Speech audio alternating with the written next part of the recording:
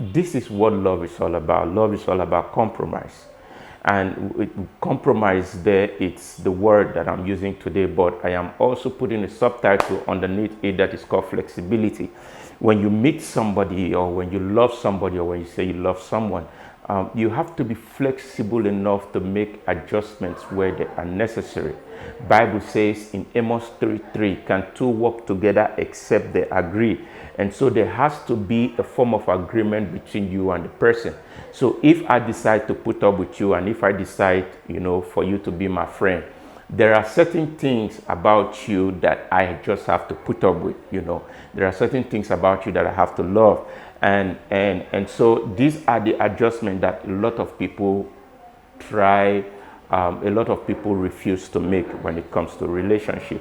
And so it looks as if you are cursed. It looks as if you are, how we like to say in Africa, that for their house they need to stay for marriage, or for their family they need to stay for marriage, or there is a curse in their family that anybody that comes there to marry,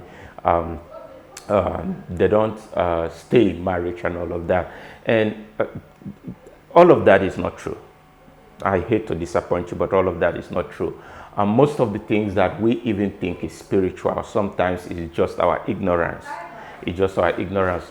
There is no such thing most of the times as there's a spiritual thing that is holding you down, or there is a spiritual reason, or somebody is somewhere fanning you out of every relationship or every marriage you find yourself, that somebody is there, doing one or two things to see how they can get you out of that. No, there is no such thing. And why do I say there is no such thing? Is because the moment you become a child of God, the devil has no hold over your life anymore. Bible says that we are seated in heavenly places far above their oppression. So where you are, the devil can no longer reach you. So the least or the highest the devil can do is for the devil to use tricks on you. The devil begins to use tricks on you. The devil begins to bring in depression upon your life. So you find this person, they are very, very amazing. You find this a lady, she's an amazing person, she's beautiful, and she's all of that, and now the devil have you concentrated on something that she does not have. You start thinking about, she does not have cause, or you start fantasizing on something she saw on the movie, and you want her to be all of that, and now you are forgetting that there are actually other things that actually make them amazing.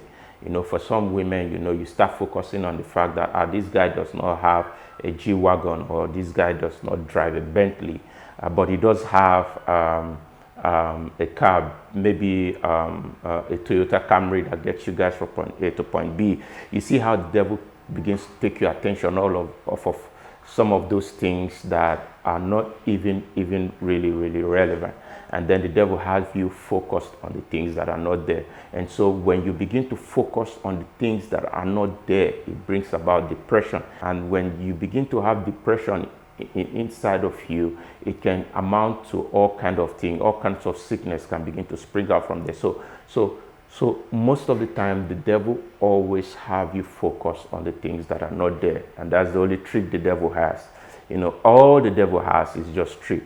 And you can conquer that trick. Bible says that we are not ignorant of the devices of the enemy. So you have to be able to learn the tricks of the enemy. All right. Whenever there is something, and that the devil wants to have you, whenever there is something the devil is trying to bring in front of you, to make you look ungrateful, always let that word of thanksgiving spring out of your mouth continually, and that is how you stay grateful. All right, back to our topic. I think I diverted a little bit. Back to what I was saying. So I talked about you having the ability to be flexible enough to make room for you and your partner, or room for the person you say you love. Whenever we decide to allow certain blessings into our life, maybe sometimes could be a blessing of a child. According to T.D. Jakes says that you cannot give birth to a child looking cute. All right, you cannot give birth to a child looking cute. When you're giving birth to a baby, it takes a whole lot of you.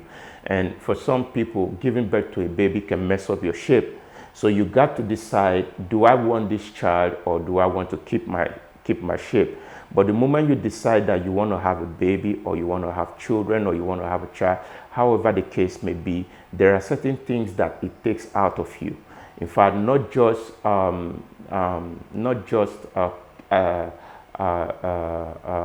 whole rigor of going through the whole 9 months pregnancy challenge and all of that, early morning sickness and everything. Not just that alone.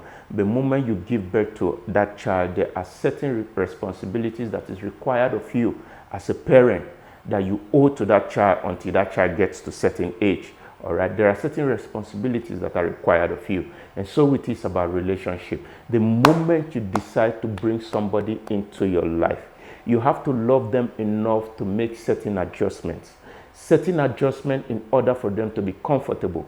You have to love them enough to make compromise when necessary in order for that love to thrive.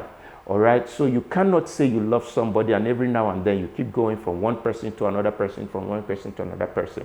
And for some people that have been out of series of relationship, if somebody asks you, you always have something to complain about that person you left or something to complain about your exes. And all of that would have changed if you decided to be flexible enough to make certain adjustments or make certain compromise when necessary. So this is the message today. Be flexible enough to change. Be flexible enough to make certain adjustments when necessary. When you meet people and they are amazing and they have something that is really, really challenging or something that you think it's a problem or it's a deal breaker for you, this is where communication comes in, and that's my next point, communication. All right, communication encompasses every area of the relationship. Talk about the little things. Talk about the things that you didn't think matters enough. It's so painful that most of the time these days, 90% of our time we spend it on our phone. And so even when you are with your partner, most of the times, your phone is taking all of the time. So one of the things I will advise most people, I advise people do in relationship all the time, because it seems like whenever you finally meet your partner after having chatted with them for a few months or a few weeks and tell them how much you love them, how much you want to see them, and how much you would like to have them in your arms, and then they come, you just greet each other, just spend some quality times together, maybe 30 minutes, and you guys go back to on your phone again. Sometimes the best time for you to think about how you can move your relationship forward or the challenges that your relationship is having is when you guys are far away from each other for a period of time. And during that time, you should try to jot down some of the things that you think are the challenges in your relationship. Okay, I notice you don't like hot food, or I notice whenever you're in the house, you don't like to take off your shoes. I like my environments clean. I like it when I do certain things for you, even no matter how small they are. I like to see you go crazy. I like to see you thank me for the little things. Those are things that you should discuss with your partner, because if you have the tendency of always expecting them to, respond a certain kind of way when you do certain things for them, or you expect them to, do certain gestures and you're not getting them, and you just expect that they should know how to respond, you might be making a whole lot of mistakes. And so jot some of these things down and talk to your partner about them. I'm telling you, 90% of the time, your partner will be very, very happy to welcome those changes. This is what I call pure love, that you are strong enough to believe that it is not everything that you're doing that your partner agrees on, that you're not just so amazing that you can get everything perfect all the time, that you are willing to accept certain responsibilities and to accept certain rebuke in order for the relationship to be better, in order for the relationship to be successful. People don't wake up one morning and celebrate 25 years of marriage, 50 years of marriage anniversary, 30-something years of marriage anniversary, on the basis of them being perfect. I think most of the time what they celebrate is their ability to put up with each other for that long period of time. And if you talk to them, at least I've talked to quite a few, and one of the things I've learned is that they start telling you that when I met my wife or when I met my husband, these are the things I used to do at that time. But when I met my husband, I had to make certain adjustments because I realized that some of these things were not comfortable with him. Those are things that kept the relationship going. And if you look down at some of the divorces we're having in our society today, it boils down to this one thing that we're talking about today: the flexibility to change. The flexibility to change. A lot of people don't have it. Some people, when they meet somebody, they tell you, this is how I am with you. You see that you love me for who I am, or you don't love me at all. No. You shouldn't say that. You shouldn't say that. All right. When you love people enough, there are certain adjustments that you make. Some of you, you stay alone. And when you meet people, even when they are that amazing, you don't want to make those adjustments that are necessary. So the moment you begin to live with people, there are certain things that are going to come up. And so communication is very, very important. And when you communicate with these people, be sincere. When you communicate with your spouse, be sincere enough to listen to the things that they are telling you. Some of us are good at talking, but we are not good listeners. And in order for your relationship to be successful, in order for you to be an effective communicator, you have to be an effective listener. You have to be a good listener. All right? Listen to your partner. When they talk, make sure that they have your attention. Look at their eyes when they talk to you. All right? Because one thing a communication does to you, mostly when the other person is talking and you're listening at them and you're looking right at their eyes when they're talking to you, is that they feel that you care enough about what they're telling you.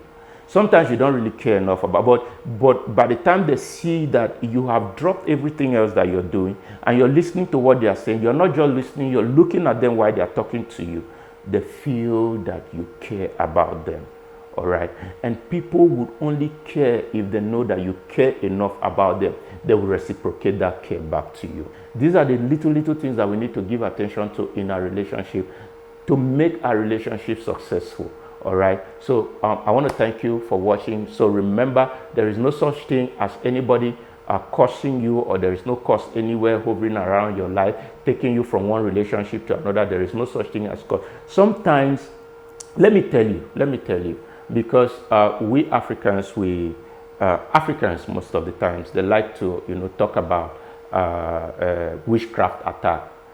Somebody who is finding it very difficult, to keep a relationship or to have a man in their life. They always talk about, that is how they are in their family. They don't stay with one man. They don't stay with this or they don't stay with that. No. Try and get knowledge. How many books about relationship and marriage have you read? All right, now you're preparing for marriage. You want a partner. You're looking for a partner that you want to settle down with. You're going about telling everybody that there are women everywhere, but there is no wife. That's what you're going about telling people. But how many times have you taken books about marriage, about relationship, and really learn? See, you'll be shocked at the things you don't know about relationship. You'll be shocked at the things you don't know about people the moment you start exposing yourself to certain knowledge. All right? So get knowledge. It is very, very important. Get knowledge. Even Jesus Christ was talking and he says that my people perish because of lack of knowledge. So get knowledge. All right? And thank you guys for being a part of today's episode of Relationship. Like you all know, my name is Freeman Archie, and this is what I like to do when I'm not behind the camera, when I'm not talking, when I'm not taking photos. I like to talk about relationship. All right, I've put information on the screen on how you can hire me for your big day. I do weddings. I'm available to travel. I do events of all kinds. I've also left my Instagram handle also on the screen in case you would like to contact me for your big day and all of that. So my Instagram handle is going to take you to my profile where you see certain projects I've done with other clients too. Thank you guys for watching, and see you guys in the next video. Peace.